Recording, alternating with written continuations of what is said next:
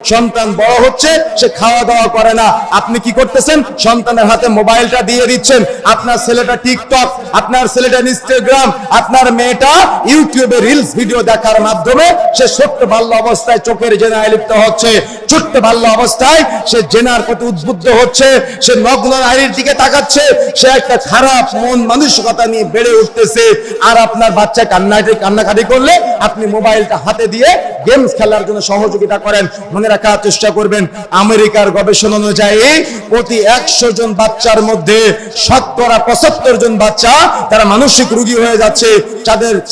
তাদের ব্রেনের ধারণ ক্ষমতা কমে যাচ্ছে, তাদের ব্রেনের স্মৃতিশক্তি কমে যাচ্ছে, তাদের চোখের দৃষ্টি শক্তি কমে যাচ্ছে, তাদের দেখা যাচ্ছে কানের শ্রবণ শক্তি কমে যাচ্ছে। কেন এমনটা হচ্ছে? হওয়ার অন্যতম কারণ তারা এই ডিভাইসের প্রতি আসক্ত। আরে বাংলাদেশ, ভারত, পাকিস্তানের গবেষণা দেখা যাচ্ছে 45 থেকে 55 জন বাচ্চা তারা মানসিক রোগী হয়ে যাচ্ছে।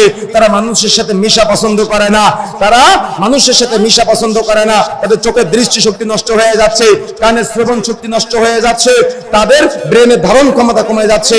কেন এমনটা হচ্ছে? তারা এই ডিভাইসে আসক্ত হয়ে সমাজের আজকে কীট পতঙ্গ তৈরি হচ্ছে। আর আজকে যুবক ভাইয়েরা যত বড় হচ্ছে তত ফ্রি ফায়ার, পাবজির নেশায় তারা আজকে জাহালতের অতল গহ্বরে নিমজ্জিত হচ্ছে। সুতরাং এই জাহেলি পরিবেশ থেকে ফিরে আসার জন্য আদর্শ পরিবার গঠন করার কোনো বিকল্প পথঘাট নাই।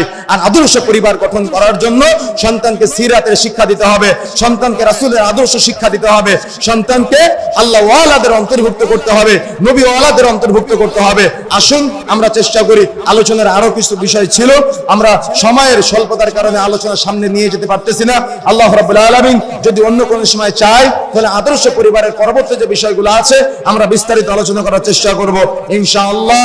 আমা তাওফীক ইল্লা বিল্লাহ। আল্লাহ রাব্বুল আলামিন সংক্ষিপ্ত সময় আমাদের যে কথাগুলো বলার তৌফিক দান করেছেন, আমি সহ আমাদের সবাইকে যেন আল্লাহ রাব্বুল আলামিন আমলে বাস্তবায়ন করার তৌফিক দান করেন, বলেন আমিন।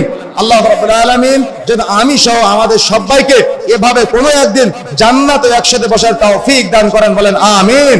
আল্লাহ রাব্বুল আলামিন কবুল করুন। সুবহানাকা আল্লাহুম্মা ওয়া বিহামদিক আশহাদু আল্লা ইলাহা ইল্লা আনতা আস্তাগফিরুকা ওয়া আতুবু ইলাইক। আসসালামু আলাইকুম ওয়া রাহমাতুল্লাহি ওয়া বারাকাতুহু।